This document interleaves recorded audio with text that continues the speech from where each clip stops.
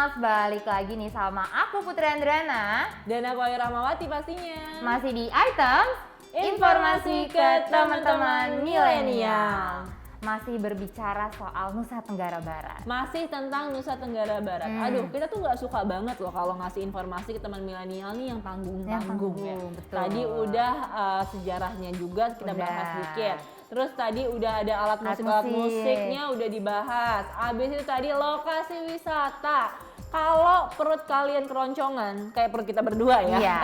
Ini kita pengertian banget karena kita akan ngasih rekomendasi makanan yang enak-enak banget yang ada di Nusa Tenggara Barat. Betul. Nah, langsung aja kali ya Putri ya, biar kalian nggak demo nih karena udah kelamaan nunggu. Yang pertama adalah plecing kangkung. Wah, ini suka banget nih mungkin ya yang ala-ala sayur-sayur yang sehat-sehat. Nah, ini tentu aja kayak namanya bahan utamanya itu adalah kangkung. Jadi sayur kangkung ini yang direbus kemudian nanti dipadukan disajikan dengan sambal tomat segar. Kemudian nanti ada juga nih kacang tanah yang digoreng, ada kecambah dan juga nggak lupa parutan kelapa untuk menambah kekayaan cita rasa di menu ini. Dan biasanya nih teman milenial, plecing kangkung itu disajikan sama nasi putih yang hangat. Nah, lauknya itu ya pakai ikan bakar atau ayam goreng. Aduh. Kebayang nggak Baru sih? satu menu ya. Baru kita satu udah ngeluh menu. kelaparan kayak gini nih. Bener. Nah, dan saking banyaknya yang suka ya Put, karena emang rasanya itu enak banget. Hampir setiap restoran di Lombok ini pasti ada menu plecing kangkung. Setuju. Tapi sebenarnya mungkin kita nanya-nanya, emang apa sih spesialnya? Kayak kangkung di Jawa banyak, di Sumatera juga banyak. Nah, kangkung Lombok ini dibuat untuk memiliki tekstur batang yang lebih besar. Terus daunnya ini lebih lebar dari kangkung-kangkung di daerah lainnya. Selain itu, kangkung Lombok juga terasa lebih lembut di mulut saat kita menyantapnya. Dan gak cuma itu aja ternyata teman milenial. Ternyata kangkung Lombok ini biasanya itu karena tadi ya tekstur dari batang dan juga dari daunnya sendiri lebih lebar nih, orang-orang bilang kan rasanya lebih nikmat. Nah, kuncinya kenapa rasanya ini juga lebih nikmat karena bumbunya ini ada terasi khas dari Lombok. Dan terasi ini rasanya itu biasanya lebih sedap, lebih gurih, baunya pun juga lebih strong daripada terasi-terasi yang kita temukan di pulau lain. Selain terasi dan kangkung, ciri lain dari plecing kangkung Lombok adalah diberi tambahan parutan kelapa. Jadi makin gurih loh Put rasanya. Dan parutan kelapa ini biasanya diolah hingga menambah cita rasa yang gurih dan aromatik saat disantap. Tapi ya, kalau misalnya ngomongin soal plecing kangkung nih, kayaknya nggak asik banget kalau nggak ngomongin temennya. Karena menu satu ini itu sering banget ya kalau misalnya ada plecing kangkung pasti ada menu ini. Apa tuh? Dan ini jadi salah satu menu favorit aku yaitu ayam taliwang. Jadi ya bisa dibilang ayam taliwang ini adalah ikon dari kuliner Lombok dan kuliner andalan NTB yang pasti namanya sudah tidak asing lagi. Perkembangan kuliner ayam taliwang di Lombok ini sangat erat kaitannya dengan keberadaan masyarakat Karang Taliwang. Di mana masyarakat Karang Taliwang lah yang pertama kali memperkenalkan kuliner ayam taliwang. Di mana mereka itu mengolah ayam menjadi makanan khas yang kemudian disebut dengan ayam taliwang. Ayam taliwang itu sebenarnya ayam bakar yuk, tapi dibumbui cabai merah dan cabai keriting, terus juga bawang merah, bawang putih, kencur, dan garam. Terus disediakannya dengan cara dibakar. Dan yang lebih nikmat lagi, yang tadi aku udah bilang, biasanya tuh ayam taliwang disajikan bersama plecing kangkung lalapan dan nasi hangat. Aduh, tapi kamu tahu nggak sih bedanya ayam taliwang sama ayam-ayam di daerah lain yang menurut aku tuh kelihatan banget gitu. Menurut aku bentuk dari ayamnya itu ukurannya lebih kecil. Betul. Jadi satu porsi itu sama dengan satu ekor ayam dan habis sendiri. Habis kan? sendiri bener. Padahal dia meskipun satu ekor tapi ukurannya lebih kecil ya. Betul. Dan ini yang gak kalah enaknya juga, kita makan sate di Lombok. Namanya itu adalah sate pusut. Tuh. Ada yang udah pernah coba mungkin teman milenial sate pusut ya. Jadi kalau misalkan belum, ini sebuah hidangan atau kuliner khas Lombok atau juga Nusa Tenggara Barat. Dan ini mirip sebenarnya sama sate-sate pada umumnya, menggunakan bahan dasar daging yang terus tuh digiling dan kemudian dipadatkan dan ditusukkan ke bambu sebelum nanti akhirnya kita bakar. Namun yang membedakan dengan sate ayam atau sate kambing yang dibumbui dengan sambal kacang, bumbu sate pusut ini terbuat dari santan, daun jeruk, jeruk nipis, cabai merah, bawang putih, cabai rawit, garam, gula, dan juga terasi. Jadi lebih seger ya rasanya ini pasti. Dan lagi-lagi kalau misalkan makan sate pusut ini nggak lengkap kalau kita nggak didampingi sama pelecing kangkung untuk menyantapnya. Tapi kalau misalkan kalian pengen makan ini sebagai salah satu cemilan itu juga bisa. Nah, ini kalian tinggal pilih aja mau makannya nanti dihidangkannya pakai nasi atau pakai sayur. Tapi kayaknya pelecing kangkung nih memang khas banget ya, soalnya menunya apa didampinginnya pasti sama pelecing kangkung. Tapi biasanya dia tuh bukan menu utama ya, memang pendamping dari menu utamanya. Terus ya masih seputar sate-satean, di NTB juga ada yang namanya sate Tanjung atau sate yang biasa disebut dengan sate ikan laut yang merupakan salah satu makanan khas NTB yang terbuat dari ikan laut. Sate Tanjung ini biasanya disantap dengan lontong dan kuah santan untuk menambah kenikmatan makanan khas daerah NTB tersebut.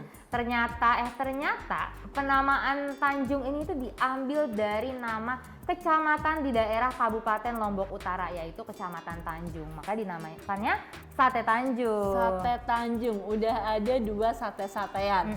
Kalau misalkan takut kolesterol ya teman milenial nih, ini tenang aja karena selain pelecing kangkung, sayur-sayuran lain yang nggak kalah khasnya dari Lombok adalah beberuk terong. Siapa yang suka terong di sini? Kamu suka nggak terong? Enggak. Kamu suka? Aku suka sih, aku suka terong. Cocok berarti nih buat kamu. Cocok nih pasti buat aku karena makanan itu dibuat dari lalapan terong. Terus ada kacang panjang juga. Nanti itu dipadukan dengan sambal tomat ulek yang rasanya itu segar karena nanti ada jeruk limau juga di sana. Dan rasanya ini ya kompleks banget. Ada asam, manis, pedas, gurih yang membuat panganan khas dari NTB ini jadi favorit. Dan sama halnya dengan pelecing kangkung, beberuk terong juga bisa dijadikan sebagai pendamping menu dari ayam taliwang. Jadi bisa dipilih mau pelecing kangkung atau beberuk terong. Terus yang terakhir yang gak kalah enak ya, ini ada sayur khas NTB, namanya itu sayur ares yang terbuat dari batang pohon pisang dan dimasak dengan kuah santan yang nikmat dan bumbu-bumbu khas Lombok. Jadi sayur ini itu memiliki kuah yang menyimpan perpaduan rasa yang gurih, itu biasanya disajikan sebagai salah satu menu di setiap acara masyarakat Sasak. Pada awalnya sayur ares ini hanya disajikan saat acara begawe atau acara makan-makan setelah berlangsungnya pernikahan. Tapi karena ternyata banyak wisatawan yang suka, akhirnya sayur ini tuh disajikan di rumah makan setempat. Kalau kita kutip dari website merdeka.com, menurut sejarah rakyat yang berkembang, sayur ares ini tercipta di Pulau Lombok ketika mengalami kekeringan hebat dan pohon pisang itu menjadi salah satu pohon yang mampu bertahan dan aman untuk dikonsumsi hewan ternak. Ternyata hewan-hewan juga suka sama pelepah pisang tersebut.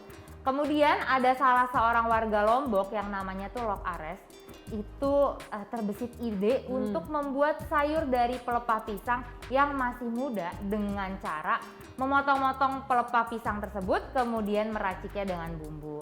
Karena rasanya enak, akhirnya makanan ini tuh jadi terkenal dan nama ares diambil sebagai nama masakan tradisional yang diciptakan tersebut. Jadi ini awalnya sebenarnya dari kekeringan itu tadi ya, kondisi alamnya lagi kurang bagus, terus dilihat oh ada pohon pisang nih kayak bisa diolah. Emang harus kreatif kita tuh kalau misalkan menjalani masa-masa sulit ya. Dan lucunya tuh nama sayurnya itu dari nama orang yuk. Coba bayangin sayur Putri, sayur Ayu, kayaknya nggak nyambung ya. Agak tidak menjual ya rasanya ya. Tapi kenapa sayur ares nih cocok namanya? Nah itu dia tuh. Apa mungkin karena udah lama juga kali ya orang-orang jadi familiar sama namanya. Tapi Put, kalau misalkan kita ngomongin sayur ares, tahu nggak cara bikinnya? Enggak lagi, kamu tahu yuk? Ih, Coba jelasin ke teman-teman di Aduh, rumah. ini teman-teman langsung ya catat dari Ayu Switomo nih. Iya. Kita akan bagi-bagi resep ya. Gimana sih cara membuat sayur ares ini? Jadi pertama, kalau misalkan pengen bikin sayur ares, jadi kalian tuh harus pilih batang pisang yang akan digunakan. Kemudian nanti batang pisangnya dibersihin, diiris tipis-tipis, habis itu nanti dibumbuin pakai garam dan juga dicampur dengan air secukupnya. Itu buat apa? Fungsinya adalah untuk menghilangkan getah dari batang pisang itu. Kalau misalkan udah, nanti batang pohon pisang ini diberi garam dan juga air, kemudian nanti diremes-remes hingga menjadi bagian-bagian yang lebih kecil. Jadi agak-agak hancur gitu loh, Pot. Dan nanti kalau misalkan udah jadi bagian lebih kecil, itu batang pisangnya langsung dicuci lagi supaya makin bersih, supaya getahnya nggak ada yang ketinggalan. Kemudian nanti dimasukkan ke dalam air yang sebelumnya udah dipanaskan sampai mendidih. Nah, setelah itu belum sampai di situ aja nih teman milenial. Selanjutnya tinggal masukin bumbu-bumbu dan diaduk hingga matang. Bumbunya ada apa aja sih? Nih dicatat ya. Jadi bumbunya itu ada jahe, kemiri, laos, bawang putih, bawang merah, cabai merah, dan juga santan. Nanti kalau misalkan udah dimasak sampai kira-kira ares itu terasa kenyal, setelah itu siap deh dimakan, terus disajikan sama pelecing kangkung dan juga nasi anget. Enak banget ya. Dong. Duh, udah kenyang nih. Udah nih, udah begah ya. Jalan-jalan udah, cerita-cerita udah, makan-makan udah. Kayaknya sih cukup sampai sini aja ya, yuk. Iya deh, kita istirahat dulu, kita isi bensin dulu supaya kita punya tenaga untuk nemenin kalian semua pastinya di episode item selanjutnya. Jadi aku Ayu Rahmawati juga partner aku, Putri Andriana. pastiin kalian tetap bersama kita terus di episode selanjutnya hanya di items Informasi ke teman-teman milenial. hanya di Mata Milenial Indonesia TV. Makanya Indonesia. Bye-bye. Bye.